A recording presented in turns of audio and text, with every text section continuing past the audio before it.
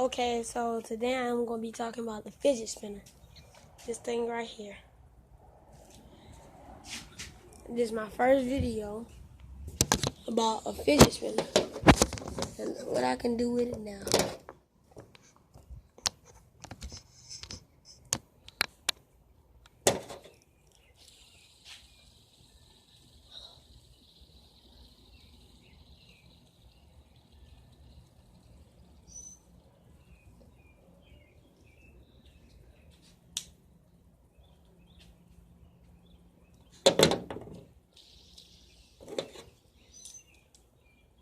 Took me a long time to learn this one. I got two in my hand. The yellow one looks like he's going more slower, but it's like actually going the fastest because the black one's slowing down.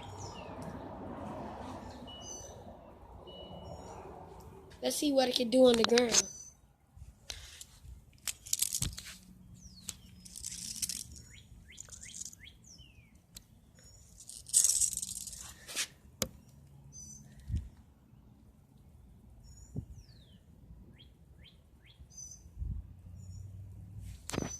Okay, that will be it for today.